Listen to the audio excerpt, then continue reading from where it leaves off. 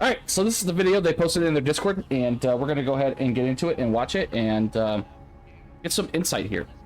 Let's check it out together. Hi, Rebels. I'm Zuyong. We've heard your passionate feedback. That is super loud.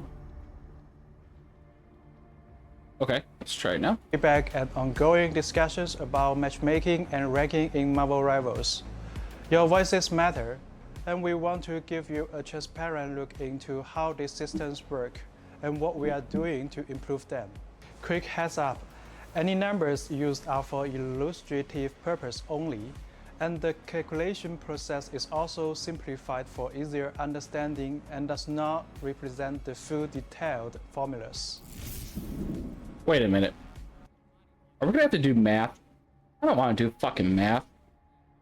Did you just tell us how the matchmaking works and then tell us that we're just actually bad and there's no such thing as EOMM? No? How competitive points are calculated? So how are they calculated? I think I've been wanting to know this for a long time. Match, your score is calculated based on two key components, base points and performance points, each weighted according to your current rank. The formula looks like this.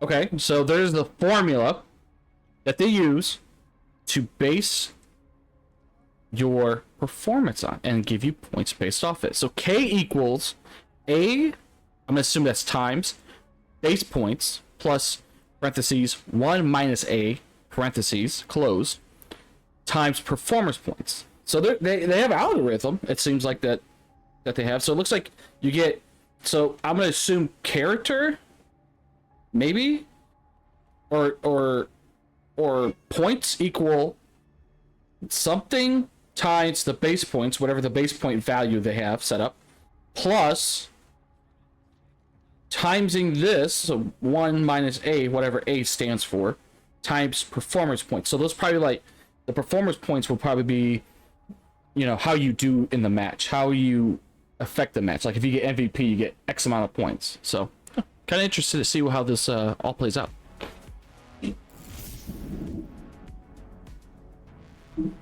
So now we're gonna go over base points. This depends on match outcome, your current competitive score, average competitive score of the enemy team. First, the match result determines whether you gain or lose points. Win and you will gain points, lose and you will lose points. Simple. You win, you get points. You lose, you don't get points. You lose points. Very simple, right? Very simple math. Second, the difference between your competitive score and the enemy team's average competitive score affects how many points you gain or lose. If a player's competitive score is lower than that of the enemy team, the system recognizes that the player is challenging a stronger opponent. In this case, a victory will grant an extra bonus to the base points, while a defeat will result in fewer points deductions. The reverse applies when facing lower ranked teams. Okay, so if a player's competitive score is lower than that of the enemy team, the system recognizes, so they have a system in place. Recognizes that the player is challenging a stronger opponent. So do you get more points if you win? And then you don't get as many points as you lose? Hey, I'm doing something, okay? You gotta go lay down. Say hi. Okay, now go bye. Thanks. Oscar, yes, that's my cat. So do you gain, like, more points if you're on a team that's slated to lose? Like, is that a thing? Like, and then, like, if you are the team that's supposed to lose, technically, right? Do you just lose an average number of points? That's it. So I'm kind of curious to see what's going on here, see how this plays out. Examples. Players' competitive score. All right, we're getting some examples. Enemy team's average 3,500. Win plus 20 base points. Lost minus 20. So there goes our base points right there. That's our value, right? That's what they showed in the beginning. That's our value. So 20. So if it's equal teams, so if you have a lobby full of gold, bronze 3s, you automatically get a base point of 20. So if you win, 20 base points. Lose, 20 base points. Sounds easy enough. 20 base points. Players competitive score 3,500. Enemy teams average 3,700. Win plus 25 base points. Loss, Makes sense. minus 15 base points. Makes sense. Players competitive score 3,500. Enemy teams average 3,300. Win plus 15 base points. Lost minus 25 base points. So if you're on a team that's slated to win and you lose 25 base points. That's insane. And if you have like a bad performance, does it go down from there, or you just get the base points? Takes away from you. And if obviously you have a good performance, you're going to lose less points. But I don't know. It's kind of, I don't know. I don't know if I like that. I don't know if I like that or I don't like that. Get off my pants. This reflects your individual performance tailored to your hero's role. Performance points reflect how well you played during the match. Because heroes in Marvel Rivals have widely different powers and roles, we don't just tally up stats. Even if two players contribute equally to the outcome, their raw stats may look very different depending on which hero they played. Instead, to accurately evaluate your impact, we use several steps to calculate performance points. Okay. For each hero used in the match, we normalize match stats to a per 10-minute value and convert that into a single performance value. We compare that to the average performance value for that same hero. Minnie, thank you for coming in, Minnie. Also per 10 minutes. We're just watching matchmaking right now. Specific performance coefficient. The better you perform versus the average, the higher your coefficient. If you played multiple heroes, we time weight those to get your match coefficient. We then compare your performance coefficient to your team's average to determine your final performance points. Okay, so that's not bad, right? So say for example, right, you tank for the beginning of the match, and then all of a sudden you switch to DPS and you just do way better than your other team. You essentially,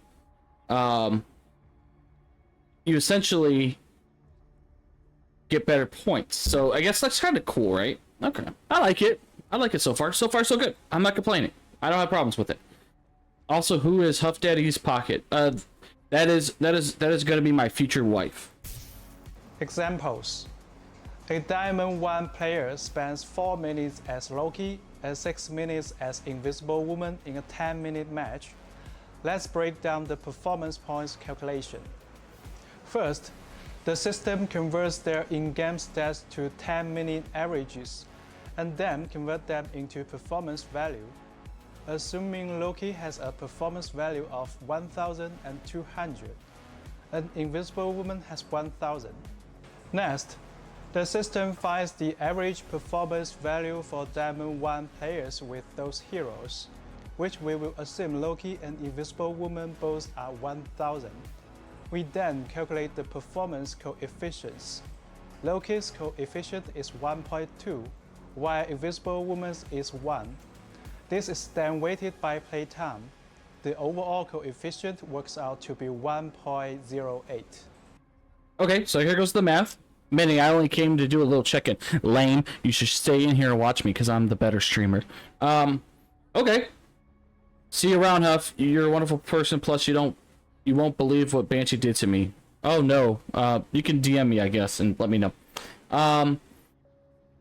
So okay, that's interesting. At least they laid out like kind of like some math here for us to figure out, you know, the point tally and stuff like that. So that's kind of cool, right? They kind of know like, hey, we're gonna want to know how we calculate these scores. So they kind of give us like a good idea, because I suck at math. Finally, this player's coefficient is compared to the other 5 teammates. Let's say that they are 1, 1, 0.8, 0.8, and 1.15, resulting in an average of 0.97. So you made money today? Who was the Asian person talking? We are actually currently looking at right now, how Marvel Rivals matchmaking is done. I know my cousin's voice anywhere. Jesus. This gives us the final adjusted performance coefficient of 1.11.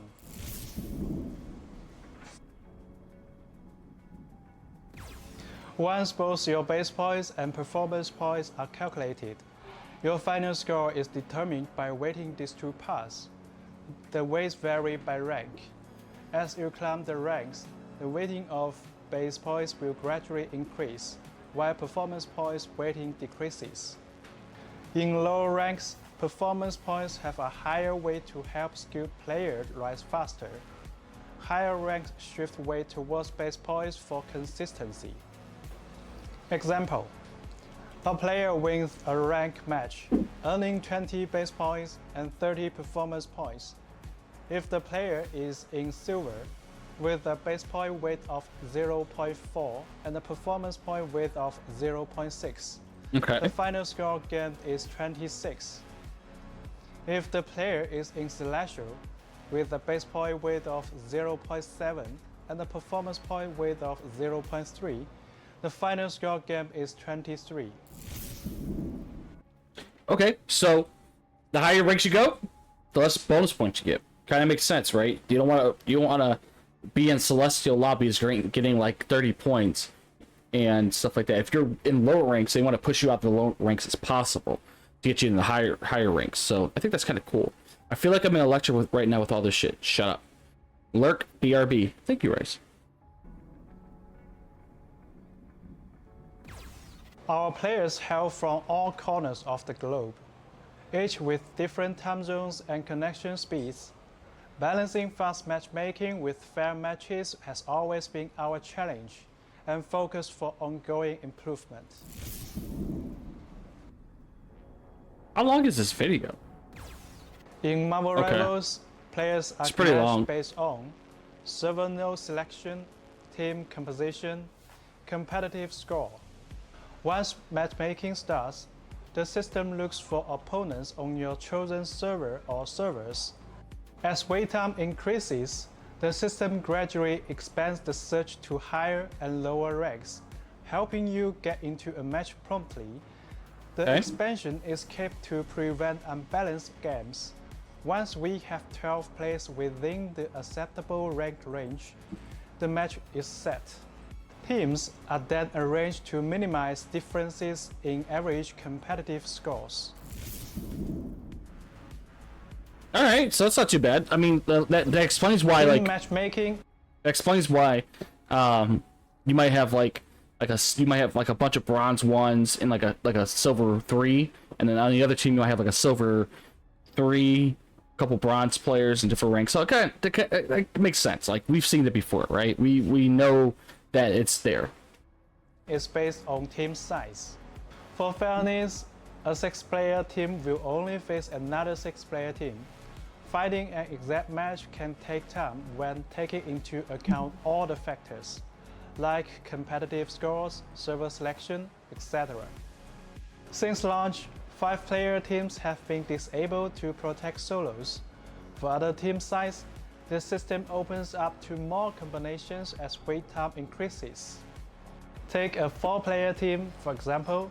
The first system tries to match with another 4-player team, but if none are promptly found, it will eventually expand to mixed teams like 4-1-1 versus 3-2-1. Longer waits means broader competitive. So they kind of confirmed a lot of the stuff that I've kind of thought. And one of the things I thought was, you know, stacks, like 4 stacks, are going against like 3 stacks, 2 stacks, things like that. And that right there confirmed it, because there's not a lot of 4, like there's 4 stacks out there, but I don't think there's that much. So a lot of times a 4 stack will go up against a team of 3, a 2, and a 1. Hell, I even think they go up against a team of 3, 1, and 1, and 1. So I think a lot of those people do that type of stuff. And hey, you go somewhere? Not here. I'm mad at you, okay? You go. I'm very mad at you. You did not deserve my gloves. Anyways. So that kind of makes sense, right? That they're going against like stacks versus stacks, but then if they can't find somebody that's stacking, They just fill in lobbies with a can. I don't know if I like that. I'm gonna be honest. I think like if you're stacking, go against a stack because you have an unfair advantage with comps and stuff. Scores ranges, and reaching the upper limit of the range can result in a difference in scores between the two teams. From the matchmaking results, this would appear to be an unbalanced battle. However, tightening the rules would mean much longer waits and a bad experience. This is the core challenge, balancing matchmaking quality and speed. Team kills make this speed versus quality trade-off more noticeable. At higher ranks, there are fewer players and they are spread across different servers, so this happens more often. So, after careful review, starting in Season 3.5, with temporarily restricted teams of 4 or 6 players from matchmaking at higher ranks, where their balanced matches are harder to find. So we know that, right? They said that they were going to limit stacks and stuff like that. So this is what they're referring to. At higher ranks, there won't be any more 4 and 6 stacks anymore. They have limited that. So we know that already. Have been already told that they're going to be doing that. So, W. Moving forward, we will continue to explore new solutions to better meet the diverse needs of players. All right, get some examples, I guess. To help you better understand how the matchmaking system works, here's an example scenario. Suppose player A teams up with player B and player C to queue for competitive. In this scenario, player A is Diamond 1, player B is Diamond 3, player C is Platinum 1. The average rank of this 3-player team is around Diamond 3. They select only the Oregon server node for matchmaking. Since there aren't enough teams of the same size and rank in the queue on this node, the matchmaking system gradually expands the search range as time passes. After 5 minutes, the system finds 9 more players who meet the criteria.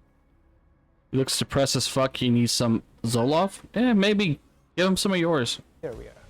These 9 players include another 3-player team with an average rank of Platinum 1, a 2-player team with an average rank of Diamond 2, and 4 solo players, player D, Diamond 1, player E, Diamond 2, player F, Platinum 1, player G, Diamond 2. To ensure fairness, the system first places the 2 3-person teams on opposite sides. Then, the remaining team compositions are Side A, 3-player team plus 2-player team plus 1 solo player. Side B, 3-player team plus 3 solo players. Now, the exact team split is determined by the solo players to make both sides' average ranks as close as possible. The fairest division is Side A, 3-player team, Diamond 3 average, plus 2-player team, Diamond 2 average, plus player F, Platinum 1. Side B, 3-player team, Platinum 1 average, plus player D, Diamond 1, plus player E, Diamond 2, plus player G, Diamond 2. In this scenario, there are still notable rank gaps within each side. For example, Side A's player F, Platinum 1, and Side B's player D, Diamond 1, each have a 2 to 3 division differences from their teammates. This means there can be internal team imbalances. Assume once the match begins, the role selections are as follows. Side A, the 3-player team picks a Vanguard player A, Duelist player B, and Strategist player C. The 2-player team chooses a Vanguard and a Duelist player F. A Duelist main sticks with his preferred role instead of filling the missing Strategist slot. To balance the team, the Duelist player B from the 3-player team fills as a Strategist. Side B, the 3-player team picks a Vanguard, Duelist, and Strategist. Player D picks an additional Strategist, player E picks another Vanguard, player G picks another Duelist. We believe that this is a situation many players have encountered before. In this case, Side B has a strategic advantage, as all 6 players are playing their main roles. On side A, So, so right here, no, you can't do that. Go away, go away, go away. Now you gotta go. Now you gotta go. Now you gotta go. You're rubbing on everything. Go! Leave! I don't want to pet you right now! Go. Thank you. Alright. So right there, they confirmed it, that they know what kind of role she plays the best. And so they'll pair you up with players that also play the roles the best. So if, like, Diamond 1 right here, right? They say, okay, Diamond 1 guy over here on side B, well, he's a strategist player. He plays a lot of strategist players. So we're going to group him up here because we know these 2 guys play Vanguards, and we know these 2 guys play strategists. I mean, duelists. Oh, excuse me. So they kind of already know, like, what kind of roles you kind of play already.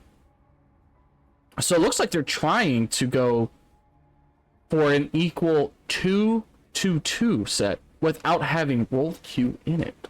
That is kind of cool, actually. I kind of dig it. a duelist main is forced to fill as a strategist. And the lowest ranked player is also playing duelist, which may weaken the team's synergy.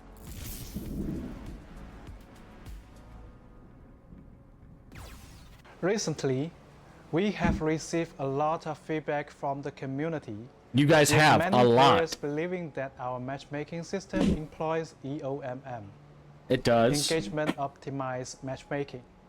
This would imply manipulating the matchmaking queue to keep players' win rates around 50%. I mean, you kind of are though, right? Remain... Well, you kind of are with your current setup, right? You're going to pair them with players at lower ranks. You're essentially putting them in matches where, let's say, for example, player A is like really good, right? He's got a good win rate. He's like, let's say 65%.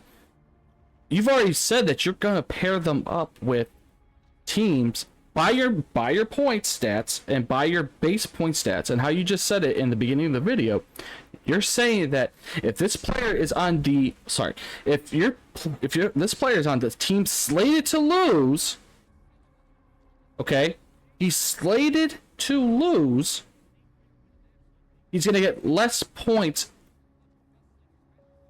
if he wins, or he gets less points if he loses because he's already slated to lose. You're basically doing that without doing it. That's what I'm getting at. You're doing it without doing it. Engage in the game. We want to be clear. Marvel Rivals does not use EOMM. No, they just use something totally different that's the same. Why do some matches feel uneven? Why do certain players encounter win or loss streaks? We would like to take this opportunity to provide some insights, hoping to clarify some of the confusion for everyone.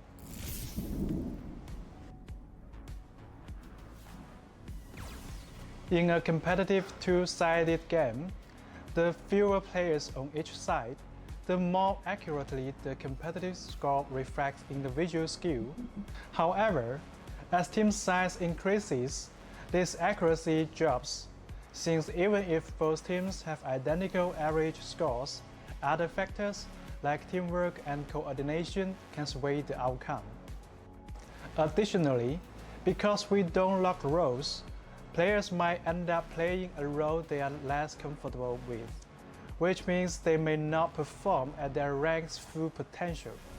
Even if you are assigned your preferred role, playing a hero you are less skilled with can also affect your impact in the match. So, why don't we add role queue?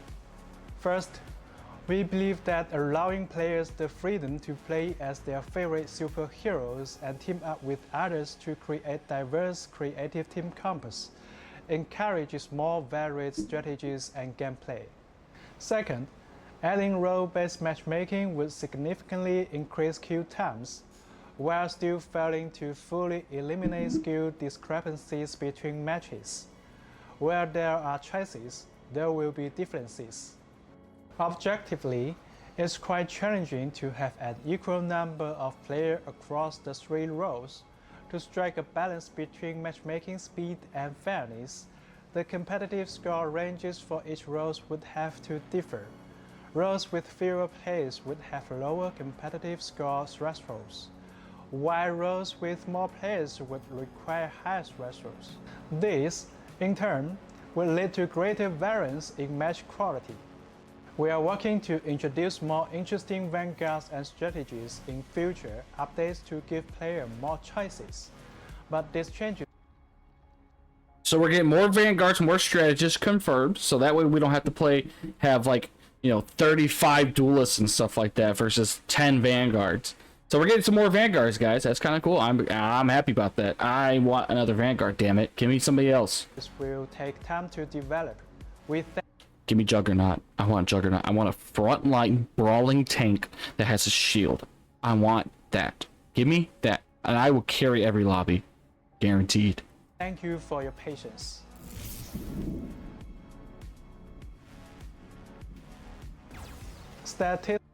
Alright, this is for all of your EOMM demons that say they're on a losing streak because they're getting paired up with all the demons. So this part's for you guys. Statistically, win and loss streaks are a matter of probability. For example, if two sides are truly 50-50, over 3 games, the chance of 3 consecutive wins or losses is 12.5%. Over 10 games, the chance of 3 or more wins or losses in a row rises to 50%. So, over enough games, everyone will eventually experience win or loss streaks. For those interested, you can use tools to calculate the probability of achieving a streak, whether it's 5 consecutive wins or 5 consecutive losses, under different win rate scenarios over 10 matches. Of course, the game isn't pure math. Several in-game factors can increase the likelihood and impact of streaks, making these experiences feel more pronounced. For example, team average scores are rarely perfectly balanced, so actually win rates may not be exactly 50%. When queuing consecutively, you may face some of the same players in back-to-back games, which can carry over the outcome chance from previous matches. This is even more common in team matchmaking, where the pool of available combinations is smaller, especially during off-peak hours or in less populated regions. Even if the probability of a streak occurring is just 1%, Marvel Rivals' large player base means many will experience that. So far, so good. So far, interesting. We are constantly analyzing feedback and refining our systems. Your trust and input help us shape a better experience. Thank you for being part of the Marvel Rivals community. We are excited to keep improving with you. And there you have it. I don't know how I feel about that. I still think that they're doing something behind the scenes that they're not telling us, obviously. But they kind of prove that they are putting people in matches where they're just out of place, right? If you got 3 people that Vanguard, right, in the match, they're Vanguard players, and then you get them in that match, one of them's probably gonna have to duel or support, and maybe they're not comfortable with that position. So you already knowingly, because you already know what roles that these players play, you knowingly put those in the matches through the algorithm, so they're already at a disadvantage. And then also on top of that, you're putting players in matches that they're expected, the word expected, to lose. If they win, hey, great, you guys pulled off a hell of a victory. Here goes extra bonus points because we didn't think you were going to win this one. But if you lose it, hey, you were expected to lose anyways. I don't know how I feel about that. Hopefully in the next coming weeks, couple months, we get some more in-depth things about matchmaking and seeing how we can improve it a little bit more. But I don't know. We'll have to wait and see.